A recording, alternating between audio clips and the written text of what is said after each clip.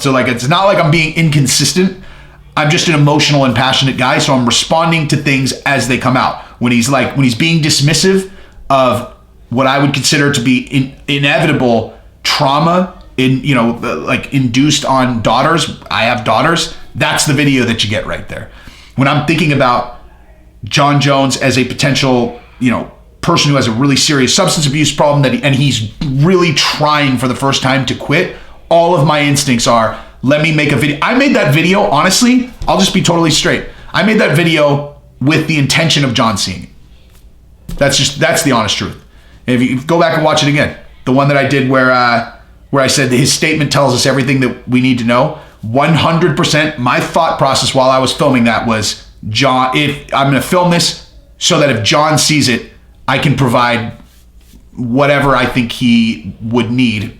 Because I really do think it matters to people like that. Like, you got your circle, but if you're a public figure like that, if every single person is just utterly hammering you, I don't think that's helpful. All right, Jesse on Fire, welcome back to the channel. I've been chomping at the bit to get back on camera because I was gone in Dallas doing some family stuff, and now I'm back in the studio. I'm gonna talk about Chael Sonnen going to war with Jon Jones, Ariel Helwani continuing his war and upping the stakes with Brendan Schaub, as well as other things like this dude Unique that I'm gonna go to war with. Either that or I'm gonna throw some shine at his channel because I was really mean to him one time, and then now all of a sudden I'm like actually going to his channel for information. So I'm gonna talk about him on my channel. I'm not gonna talk about him that much. I'm just gonna say I've been going to his channel. But if I'm being totally honest, the reason why I want to talk about his channel is because I want to make fun of it. But yeah, we'll get to that. His name's Unique. Unique. Y-E-W, new word, N-E-E-K. Now, what do you think when you hear a thing like that? Hey, what'd you name your channel? Unique. You might remember I talked about him in one of the Mayweather videos, and I was like, yeah, he slipped on the ball bearings. That's his channel. But yeah, I had no idea at the time that he had named himself Unique. Otherwise, I might have made a joke that I can't publicly say about who else you might be expected to name themselves something like Unique while spelling it Y-E-W, new word, N-E-E-K. See, wherever your brain goes, that's not what I was going to say. It's what you were going to say. Racist. Anyway, so yeah. So we're going to talk about Chael Sonnen first, though, because my goodness. Before I even say anything, I realized I was like, Chael Sonnen goes to war with Jon Jones. And I specifically called myself out in a previous video where I said Ariel and Schaub go to war, and I said it's ridiculous. Yeah, so in this case, I don't think I'm being hyperbolic in this case. I think that Chael Sonnen has thrown an axe over the fence at the Jones house that he's not ever going to be able to take back. Like, and in kind of analyzing this, I realized I was like, I might have thrown the same axe, I might have thrown the same axe, but I don't know. It is not really, though, dude. I mean, it just depends on how Jon Jones would interpret it. Because Chael just directly called Jon Jones a liar. He did a video that I will show you some clips from. As a matter of fact, I'll get to it in a second. He did some videos, or a video called "Who Am I Going to Believe?" And it was in response to Jon Jones's, string of messages that he put up on Twitter that I did a very nice video about, I thought. And I'll put some clarity on that in a second. But Chael was not as friendly. He basically said Jon is lying. He believes everyone else, and there's no reason why anyone should believe Jon Jones. In a nutshell. And you know what? Let's watch some of that right now. Boom. He is then placed in handcuffs by a 4-man Las Vegas police team who is sober, disinterested third parties, at which point he commits a felony against government property. He challenges the police officers to take him out of the cuffs and engage in a fight with him while drunk. Now, as a person who watches Chael's channel a fair amount, like I don't watch all of his videos, I would probably watch 1 out of every 4 of his videos. And the entire reason I did this channel in the first place, man, I owe him some money. It's because he put me on fan questions. And I looked at myself on fan questions. I was like, God damn, Now that's a guy who looks good talking about mixed martial arts. Actually, what happened was after he put me on, I started sending him so many videos. Like I was doing a video every single day, you know, like asking him a question. And I'm like, maybe I should just start posting these. And then I did. And then it turned into this. And now I have a $60,000 side hustle that I actually enjoy doing. So thank you, Chael. It's about to get a lot bigger too. Anyway, so having watched many of his videos, I will say that most of the time when Chael is you know, kind of talking critically towards someone, or he's generally, I get the feeling he's breaking their balls, right? Like he's poking them in a way where it's like, oh, you really got mad about that. Come on. Like even if he, no matter what, like Tito or any of these, it's like, you really got mad about that. If someone was actually got mad, he'd be like, come on. This was one of those videos where I was like, ooh, like I don't think this was a, you know, hey, you really got mad about that. Like I feel like Chael was kind of like, you know what, Jon Jones? Why don't you go fuck yourself? That's the feeling I got from that video, was like this. And I know he gets into it with Jon Jones, but I've always had the feeling that the way he's doing that at Jon Jones, like, you really got mad about that, dude. Come on. This felt different. Like this felt like, felt different. I mean, look, when you bring in the type of, whoa, who you know, it's unique. Obviously never talk to that. Obviously never talk to that guy. Just never talk to him. Don't do it with the ball bearings. I'm sorry. That really was an accident. But yeah, when you bring in domestic violence, you can't throw rocks at the way it makes people feel. For me, and this is what I alluded to that I was going to touch on, I feel like I've been a little bit all over the place on Jon Jones. So I want to clarify all of that, because if I want anything for this channel, I want people to feel like I'm giving you my 100% genuine, honest opinion, which is true. I always am. And so sometimes you got multiple things working at the same time. When the story first came out, I have been privy to, like I said in that video, times when people got rung up for domestic violence when it straight up was not domestic violence, broken phone, right? And so I kind of was like, there's no way he did it. He probably just like punched a car or something. And as the details came out, I was like, yikes. You know, those were kind of the progression of my videos. The only time that I went hard at Jon was when he put that statement out that I thought was, I can't believe I'm going to say it. This is another one of those, I hate the word problematic, but the thing I hate even more than that is tone deaf. And I've never said it. That's a really tone deaf comment.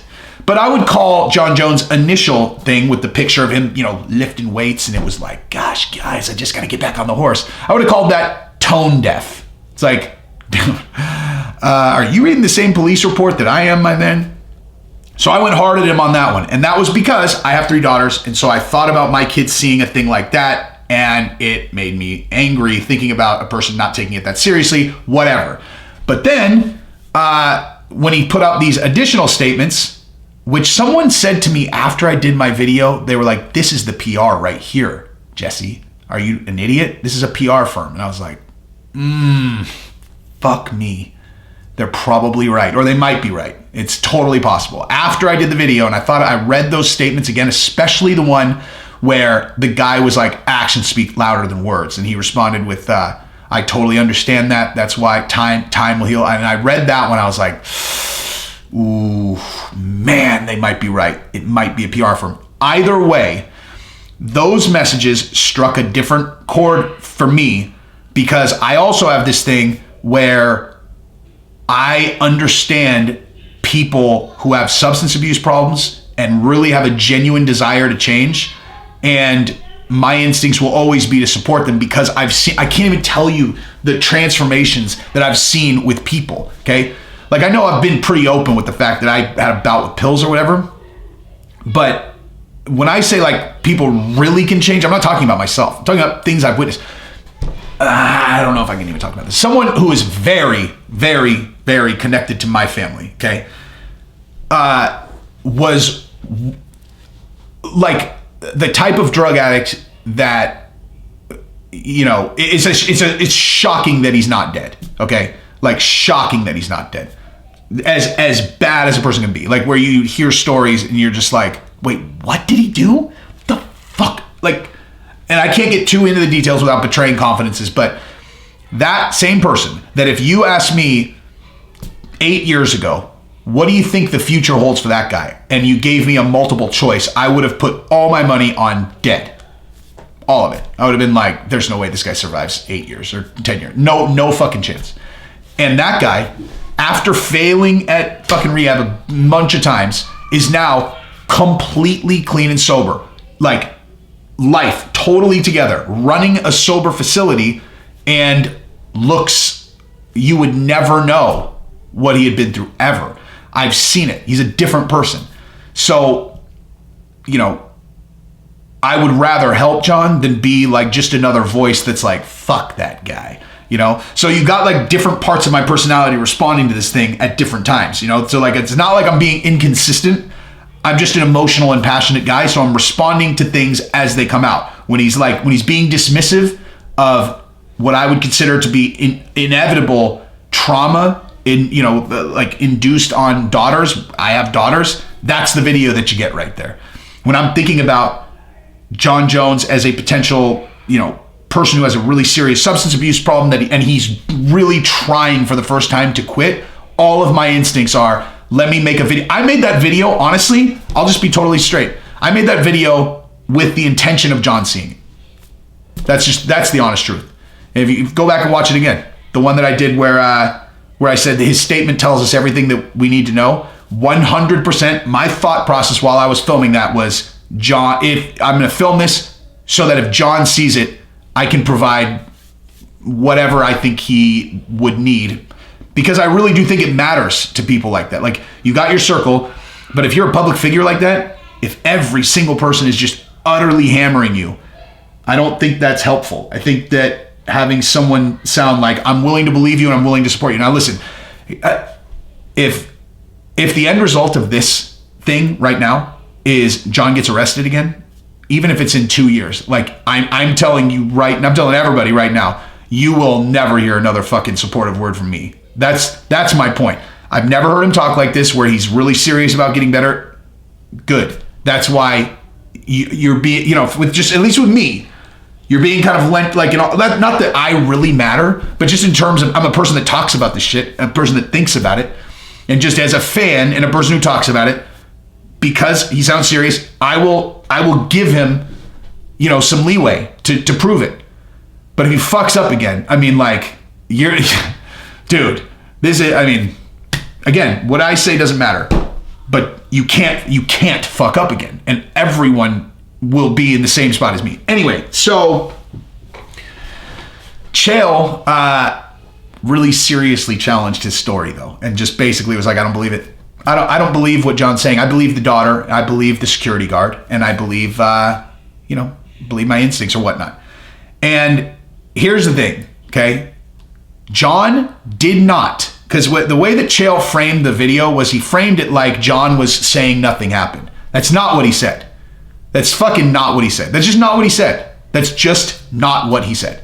He said he didn't hit his girl. That's what he said. That's it. And I will actually even go make 100% certain that I'm not talking fucking nonsense here, because I am, yeah.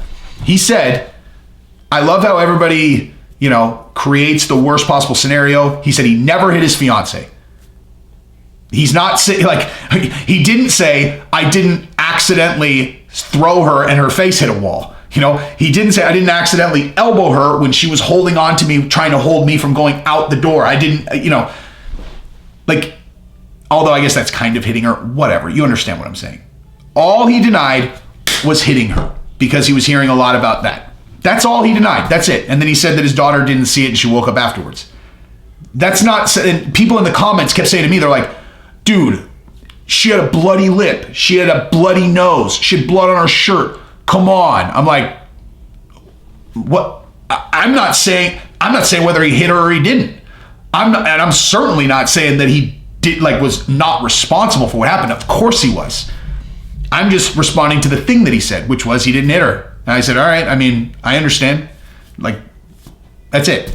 So anyway, Chael and Jon are done. There's no coming back from this. And there's probably, fuck, man. If I know my fucking luck, okay, at least with this channel, Of all the videos I've done, the only one Jon will have seen is the one where I basically just lit into him and I'm like, I'm not bullish on this guy's life, you know?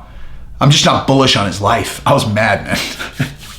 I let myself imagine someone punching my wife in front of my kids, you know? So things like that just happen. Anyway, but I'm still convinced the only video Kamaru Usman has ever seen of mine is the one where I picked Gilbert Burns to win, and I didn't even say anything nasty about it, but I just picked Gilbert to win because it was the first one that went, and Eric Nixick kind of validated. Oh, man. He basically said that if Kamaru saw it, he's never going to forget. And I was like, fuck. God damn it. Why couldn't I have said Kamaru would win? Anyway, so, yeah, enough of that. So, now let's talk about Ariel Helwani because he is now making a hobby out of Brendan Schaub. And I think this is hilarious because, look, I think that Ariel was legit angry the first time. Like when he did the big, long 20-minute takedown. I think he was mad. And I think he was like, these guys are talking about me. I've been nice. The gloves are coming off. You know, he's calling himself Helwani, but like, you know, he's just saying like, I don't need to be a buttoned up guy for ESPN anymore, dude. Like, I don't need to pretend to be this or that. I'm independent, okay? I'm equivalent to Jesse on Fire. I actually heard him say that. He's like, I'm like Jesse on Fire. I can say whatever the fuck I want. I've seen the things that he says. He says anything he wants. I'm as free as him. And that's why I'm going to say this. Schaub, you got another thing coming, pal. You aren't good at comedy. You aren't good at whatever. I would beat you up. I would take your little buddy Brian Callen, I would crumple him up in a ball, and I'd throw him into a mail chute, and I'd lock him in there, and then I'd mail him to China, and I'd make you go get him by yourself. That's the kind of thing I would do, because I'm Ariel Helwani.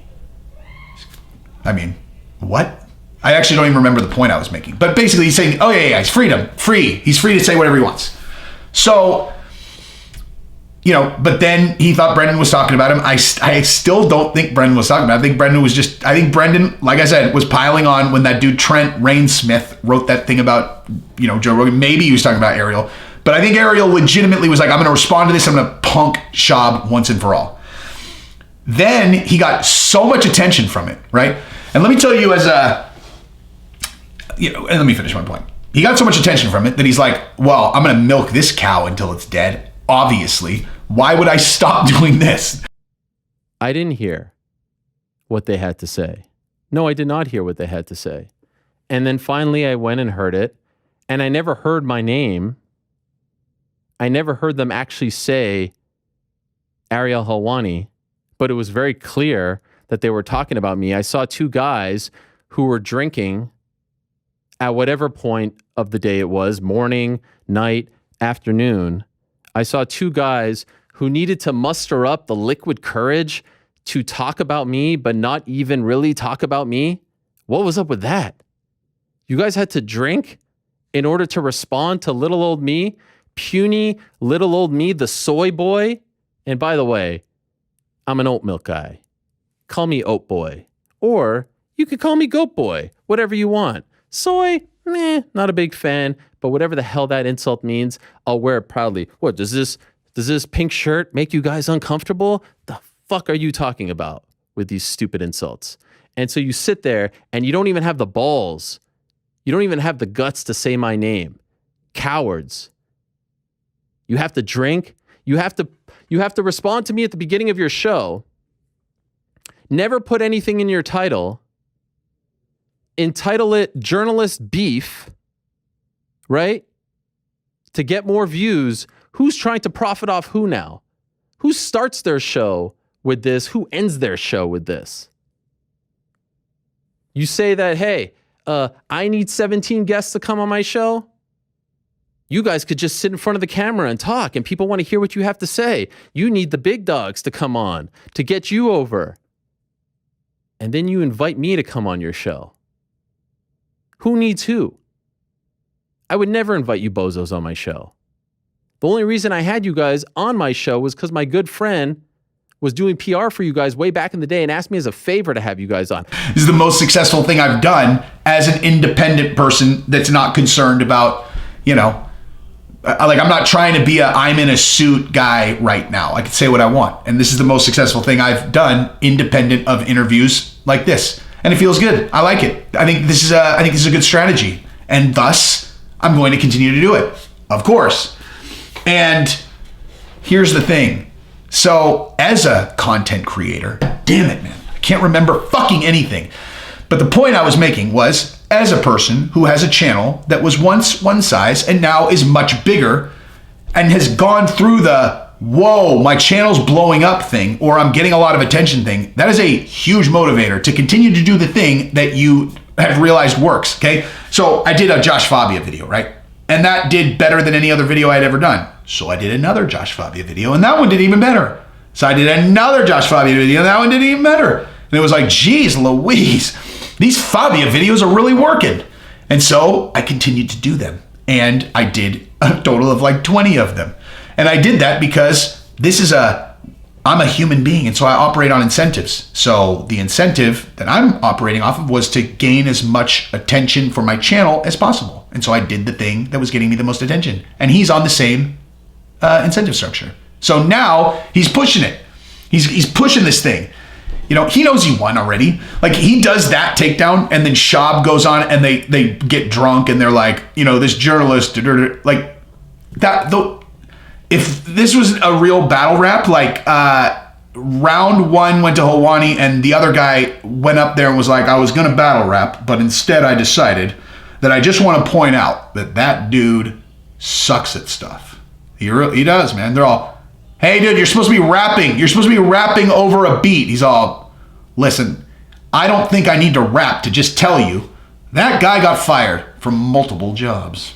They're like, dude, you're a comedian. Why are you not lighting this fucking guy up? Like, light him up, dude. Light him up.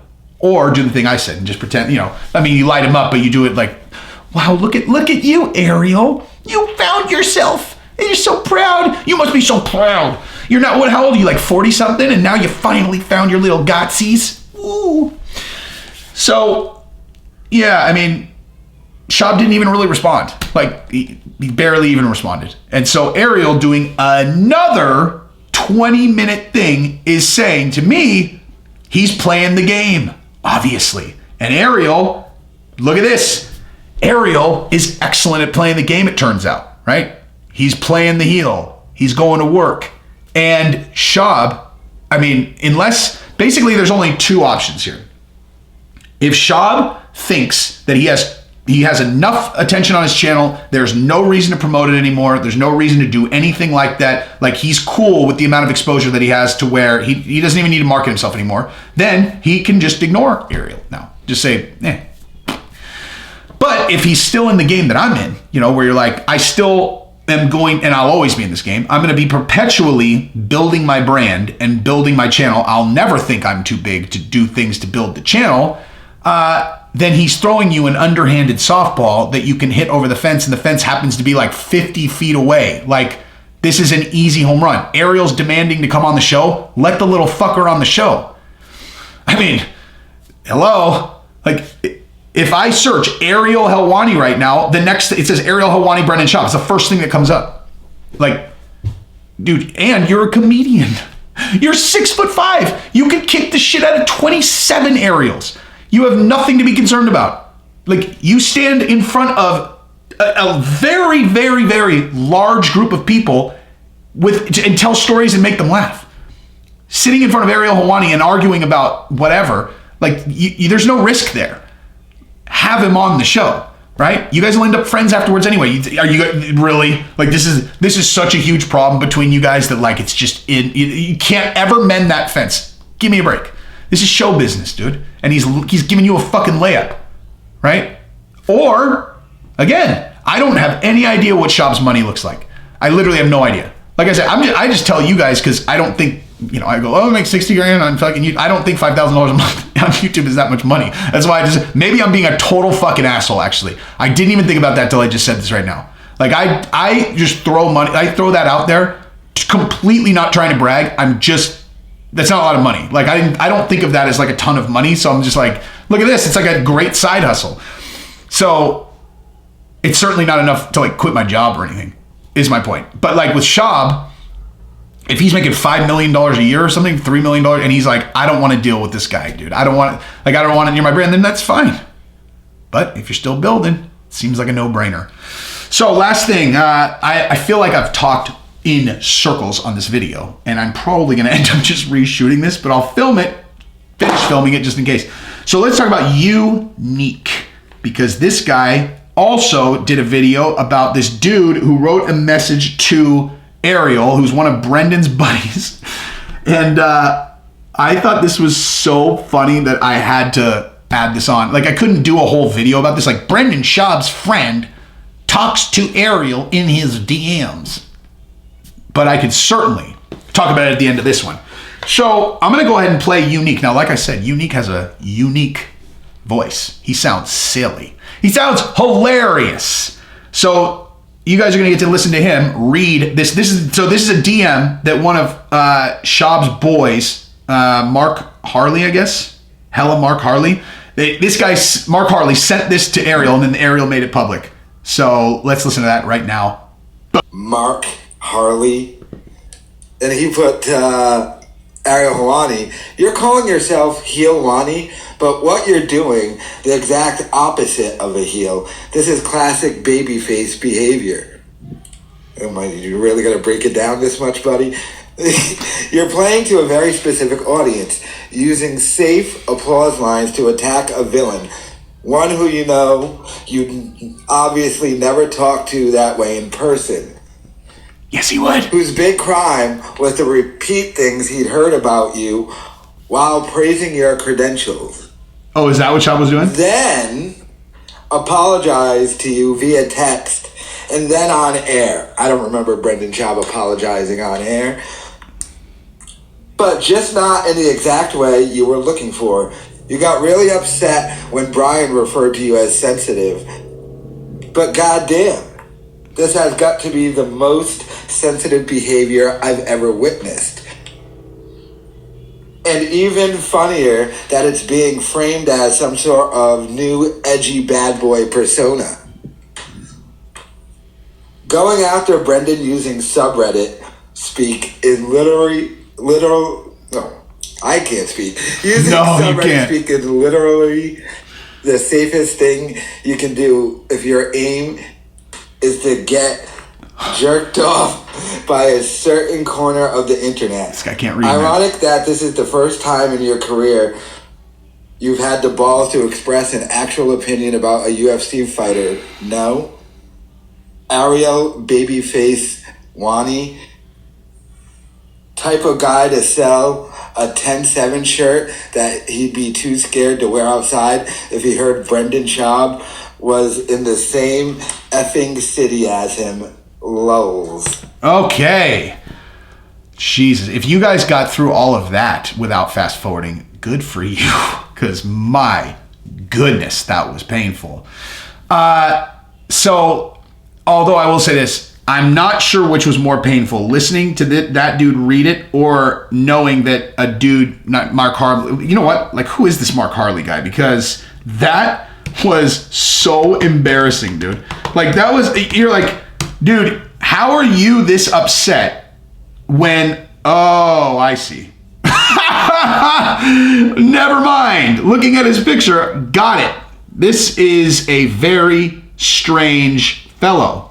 Anyway, how are you this upset about Ariel Helwani talking to Brendan Schaub in this way or that way? How is this a big enough deal? You hear how much that he's sitting there typing. He's like, nah, I don't like that. He went and like erased a whole sentence. He's all, yeah. He's like, this is babyface comedy at its finest. I mean, jeez.